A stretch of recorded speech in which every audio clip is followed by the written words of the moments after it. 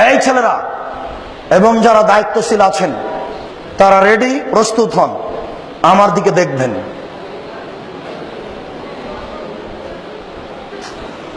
আল্লাহু আকবার বলে সালাতে দাঁড়াতে হবে। হাত দুটি এইভাবে উঠবে। আল্লাহু আকবার বলার পূর্বে দুটি কথা। পেশাব পায়খানার প্রয়োজন থাকলে সেরে আসুন। পেশাব পায়খানার পরে পানি দিয়ে পবিত্রতা অর্জন করুন। পানি না থাকলে ঢেল বা টিস্যু পেপার, আগে ঢেল টিস্যু পেপার পরে পানি, এ কথা মিথ্যে। আগে ঢেল টিস্যু পেপার পরে পানি, এ কথা মিথ্যে। পানি নেই, ঢেল টিস্যু পেপার দিয়ে পবিত্রতা অর্জন করতে হবে, এ কথাই ঠিক। ঢেল টিস্যু পেপার নিয়ে 40 কদম হাঁটা নোংরামি। পায়ের উপরে পা উঠানো এবং খক খক করে কাশা, এটা একটা হায়া লজ্জা না থাকার প্রমাণ। সাথে সাথে আপনি এখনই বললেন যে হাঁটুর উপরে কাপড় উঠলে ফরজ তরক হয়, তো আপনি ঢেল নিয়ে 40 কদম হাঁটেন কি করে? আর আপনি যে 40 কদম হাঁটেন, তো আপনার স্ত্রী 40 কদম হাঁটে কিনা ঢেল নিয়ে? ধর্মকে পাগল পেয়েছেন? ধর্ম কি পাগল কিছু? धर्म की राजशाही चांपाइनबाबगंज हवाई लड्डू, दोनों हाथ में लड्डू है, जो चाहे उसको खा ले, जो चाहे उसको छोड़ दे। जी ना, धर्म एकजन मानुषेर कथा दिए चले जार नाम मोहम्मद सल्लल्लाहु अलैहि वसल्लम। पृथिवीर कोनो मानुषेर 5 पैसा दाम नहीं धर्मे। धर्म एकजन मानुषेर कथा दिए चले जार नाम मोहम्मद सल्लल्लाहु अलैहि वसल्लम। एक गिलास पानी पान करले 5टा विधान लागे। 1 डान हाथ, 2 बिस्मिल्लाह, 3 श्वास, 4 বসে, 5 পান শেষে আলহামদুলিল্লাহ। 1 গিলাস পানি পান করলে 5টা বিধান লাগে। 1 ডান হাত, 2 বিসমিল্লাহ, 3 শ্বাস, 4 বসে, 5 পান শেষে আলহামদুলিল্লাহ। পীর সাহেবের দোহাই দিয়ে ধর্ম চলে না, বুজুর্গানের দিনের দোহাই দিয়ে ধর্ম চলে না, বড় হুজুরের দোহাই দিয়ে ধর্ম চলে না। ধর্ম হলো নগদ, ধর্ম হলো নগদ, বাস্তব। 1 গিলাস পানি পান করলে কয়টা বিধান লাগে? 5টা। মনে থাকবে না? এই মেয়েরা তোমাদের মনে থাকবে না? এই ছেলেরা তোমাদের মনে থাকবে না? 1 গিলাস পানি পান করলে 5টা বিধান লাগে। তাহলে বোঝা যাচ্ছে ধর্ম কোনোটাই অন্ধকারে চলে না। রাতের অন্ধকারে জিকির চলে না, পীর সাহেবের দোহাই দিয়ে ধর্ম চলে না, বুজুর্গানে দিনের দোহাই দিয়ে ধর্ম চলে না। ধর্ম নগদ। আল্লাহু আকবার বলে সালাত শুরু হবে। রেডি? 2 পায়ের মাঝে ফাঁকা থাকবে ওই পরিমাণ, যেই পরিমাণ শরীরের ভারসাম্য বজায় রাখতে লাগে। মোটা মানুষ আর একটু বেশি, চিকন মানুষ আর একটু কম। মহিলা বৈঠকে আমাদের শিক্ষিতা বোনেরা বলেছেন, মহিলা বৈঠকে আমাদের শিক্ষিতা বোনেরা বলেছেন, বুবু, চাঁপাইনবাবগঞ্জের ভাষায়, বুবু নামাজে যখন দাঁড়াবা বুবু, তখন 2 পায়ের গোড়ালিকে জমা করে রাখিও। যদি 2 পায়ের গোড়ালি জমা না করো বুবু, তাহলে লজ্জাস্থানের যোগাযোগ বুবু মাটির সাথে হবে, মাটি অভিশাপ করবে। বুবুর সব কথাই নাকি বুখারীতে আছে। একবারে নগদ মিথ্যা কথা, একবারে ডাহা মিথ্যা কথা। শাড়ি পরেই নামাজ হবে, ছায়া পেটিকোট পরেই নামাজ হবে। বুবু, তুমি নামাজ পড়ার পূর্বে সালোয়ার পরে নিও, যদি সালোয়ার না থাকে বুবু ল্যাঙ্গট পরিও। বুবুর সব কথাই নাকি বুখারীতে আছে। বুবুর একবারে কথা নগদ মিথ্যে, ডাহা মিথ্যে। কিয়ামত পর্যন্ত বুবুর কথা সত্য হবে না। শুনেন, পুরুষ নারী তার শরীরের ভারসাম্য বজায় রেখে দাঁড়াবে। কথা বুঝাতে পারি না? আল্লাহু আকবার বলে আঙ্গুলগুলি জমা জমা করবে। হাত দুটি থুতনির নিচে আসবে না, হাত দুটি কানের কাছে যাবে না, হাত দুটি থাকবে কাঁধ সামনাসামনি। বুঝাতে পারছি না? আল্লাহু আকবার বলে ডান হাতের কবজি বাম হাতের কবজির উপরে রাখতে হবে। মেয়েরা কিন্তু এইভাবে রাখে, একবারে নগদ ভুল। কিভাবে হবে? এইভাবে। আমি মনে হয় বুঝাতে পারি না। তবে আর একটা জায়েজ এইভাবে, সেটা বাহুর ওপরে বাহু, দুটাই সহিহ হাদিস। এইটা সংখ্যা, হাদিস সংখ্যা বেশি, বুঝা যায় না? এরপর বুকের উপরে রাখেন। মহিলাদের বুকে, পুরুষদের নাভির নিচে, একবারে নগদ মিথ্যা কথা। সবারই বুকের ওপরে, নাভির নিচে বাঁধেন। তিনটি হাদিস আছে, তিনটি ঠিক নয়। বাঁধেন না বাঁধেন সে কথা আমি বলি না, আপনি বাঁধেন।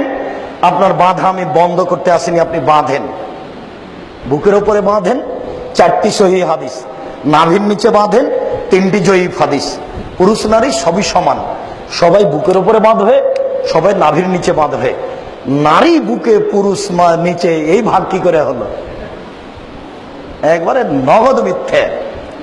বুকে হাত বেঁধে প্রথমে সুবহানাকাল্লাহুম্মা ওয়া বিহামদিকা ওয়া তাবারাকা ইসমুকা ওয়া তাআলা জাদ্দুকা লা ইলাহা গায়রুক চলবে। আল্লাহুম্মা বা'ইদ বাইনি ওয়া বাইনা খাতায়ায়া কামা বা'আতা বাইনাল মাশরিক ওয়াল মাগরিব। আল্লাহুম্মা নাক্কিনি মিনাল খাতায়া কামা ইয়ানাক্কা সাবুল আবিজু মিনাদ দানাস। আল্লাহুম্মা আগসিল খাতায়ায়া বিল মাই ওয়াস সালজি ওয়াল বারাদ। খুব পাওয়ারফুল দোয়া, খুব গ্রহণীয় দোয়া। আল্লাহ, তুমি আমার পাপকে দূরত্ব রাখো, পূর্ব এবং পশ্চিমকে যত দূরত্বে রেখেছো। পূর্ব এবং পশ্চিম যেমন কোটি কোটি কিলোমিটার দূরে আছে, তুমি আমাকে আর আমার পাপকে অত দূরত্বে রাখো।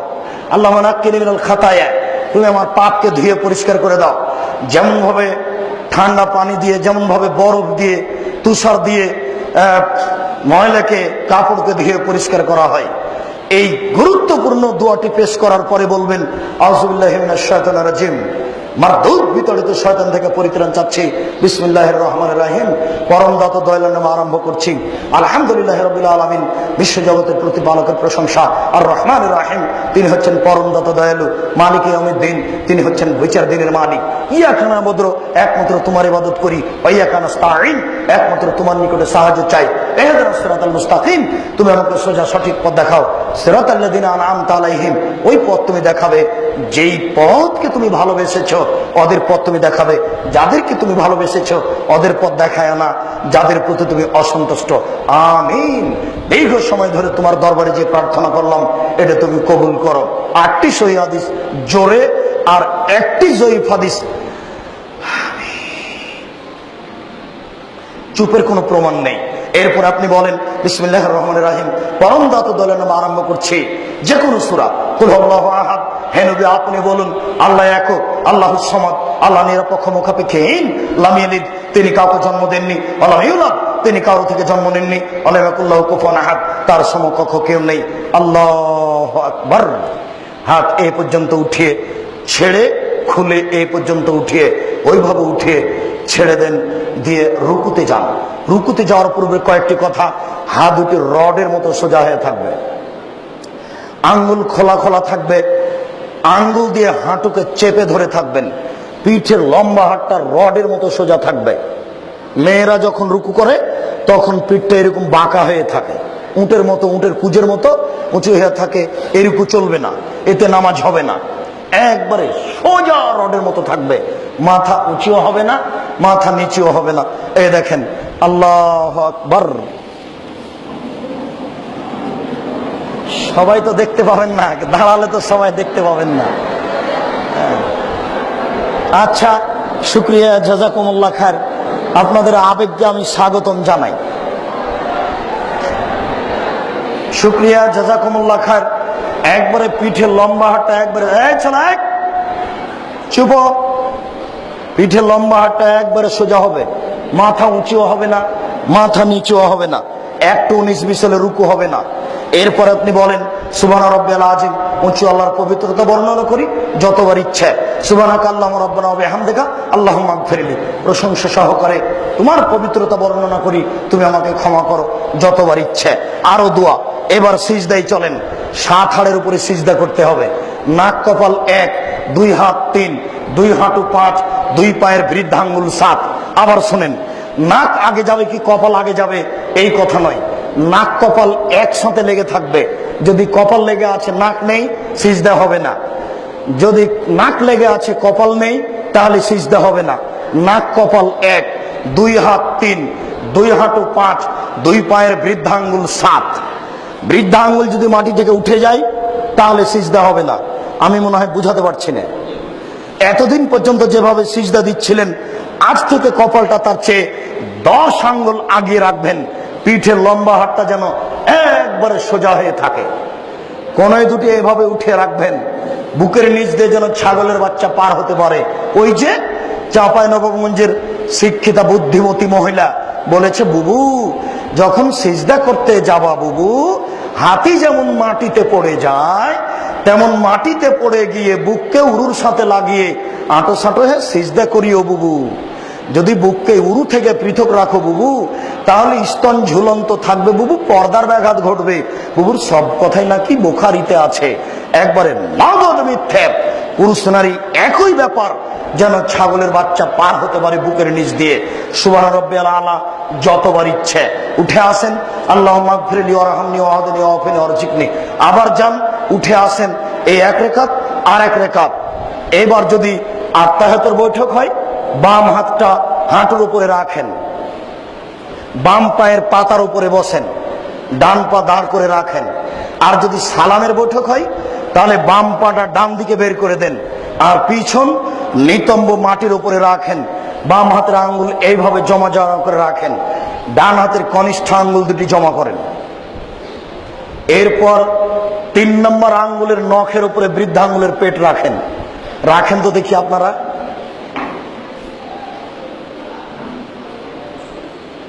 জি, এই বৃদ্ধা আঙ্গুলের পেটটায় আঙ্গুলের নখের উপরে রাখতে হবে। এরপরে বাস, জাযাকুমুল্লাহ খায়র। এরপরে অবিরাম নড়বে। আত্তাহিয়াতু লিল্লাহি ওয়াস সালাওয়াতু ওয়াত তাইয়্যিবাতু আসসালামু আলাইকা আইয়ুহান নবী। হে আল্লাহ, আল্লাহ অর্থের ইবাদত, শরীরের ইবাদত সব কিছু তোমার জন্য। আসসালামু আলাইকা আইয়ুহান নবী, হে নবী তোমার উপরে শান্তি অবতীর্ণ হোক। আসসালামু আলাইনা ওয়া আলা ইবাদিল্লাহিস সালিহিন, শান্তি সকল মানুষের উপরে হোক। আশহাদু আল্লা ইলাহা ইল্লাল্লাহ, আমি সাক্ষ্য দিচ্ছি আল্লাহ ব্যতীত কোনো মাবুদ নাই। ওয়া আশহাদু আন্না মুহাম্মাদান আবদুহু ওয়া রাসূলুহু, আমি সাক্ষ্য দিচ্ছি মুহাম্মদ আল্লাহর রাসূল।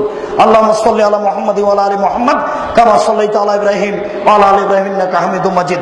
হে আল্লাহ, তুমি প্রশংসনীয়, তুমি জ্ঞানী, তুমি মুহাম্মাদের উপরে, তার বংশধরের উপরে তুমি শান্তি অবতীর্ণ করো, যেভাবে ইব্রাহিম আলাইহিস সালাম তার বংশধর উপরে শান্তি অবতীর্ণ করেছ। তুমি বরকত নাজিল করো, যেভাবে ইব্রাহিম আলাইহিস সালাম ও তার বংশধর প্রতি বরকত নাজিল করেছ, মুহাম্মদ ও তার বংশধর প্রতি সেভাবে বরকত নাজিল করো। তুমি প্রশংসনীয়, তুমি জ্ঞানী। এরপরে দোয়ায়ে মাসুরা, আল্লাহুম্মা ইন্নী যালামতু নাফসি যুলমান কাসীরা, হে আল্লাহ জীবনে খুব পাপ করেছি, ফাগফিরলি, তুমি আমাকে ক্ষমা করো। মাগফিরাতাম মিন ইনদিক, ক্ষমা তোমার পক্ষ থেকে হয়ে থাকে। ওয়ারহামনি ইন্নাকা আনতাল গাফুর রহিম, তুমি দয়া করো, তুমি ক্ষমা করো। তুমি যদি দয়া না করো, তুমি যদি ক্ষমা না করো, তাহলে কে দয়া করবে, কে ক্ষমা করবে? আল্লাহ আমি নাউযু বিকা মিন আযাবি জাহান্নাম, তোমার কাছে আমি জাহান্নামের শাস্তি থেকে বাঁচতে চাই। ওয়াউযু বিকা মিন আযাবিল কবর, আমি তোমার নিকটে কবরের শাস্তি থেকে বাঁচতে চাই। ওয়াউযু বিকা মিন ফিতনাতিল মাসিহিদ দাজ্জাল, তোমার কাছে আমি দাজ্জালের বিপদ থেকে বাঁচতে চাই। আল্লাহ আমি নাউযু বিকা মিনাল মাসাম ওয়াল মাগরাম, তোমার কাছে বড় পাপ এবং কর্জ থেকে বাঁচতে চাই। ওয়াউযু বিকা মিনাল মাহি ওয়াল মামাত, ইহকাল এবং পরকালের বিপদ থেকে বাঁচতে চাই। একটু এক আত্তাহিয়াতু, 2 দুরুদ, 3 দোয়ায়ে মাসুরা, 4 সালাম ফিরার পূর্বে একটু বলে নেবেন রব্বির হামহুমা কামা রাব্বায়ানি সাগীরা। হে আমার প্রতিপালক, তুমি আমার বাপ মাকে দেখো, বাল্য অবস্থায় আমাকে যেভাবে দেখেছিল। এই 4টা ভুলবেন না, অন্তত এই পর্যন্ত। তারপরে পারলে রব্বানা আতিনা ফিদ দুনিয়া হাসানাতাও ওয়া ফিল আখিরাতি হাসানাতাও ওয়া কিনা আযাবান্নার, অবিরাম আঙ্গুল নড়তে থাকবে। আসসালামু আলাইকুম রাহমাতুল্লাহ, আসসালামু আলাইকুম রাহমাতুল্লাহ, আল্লাহু আকবার, আস্তাগফিরুল্লাহ, আস্তাগফিরুল্লাহ। আর অনেক, অন্তত আয়াতুল কুরসি। আল্লাহ রাসূল বলেছেন, একটা মানুষ যদি ফরজ সালাতের পর আয়াতুল কুরসি পড়ে, জান্নাতে চলে গেছে। ঢোকেনি কেন? মরেনি এই জন্য। সম্মানিত উপস্থিতি, এই পর্যন্ত বলে আপনাদের সকলে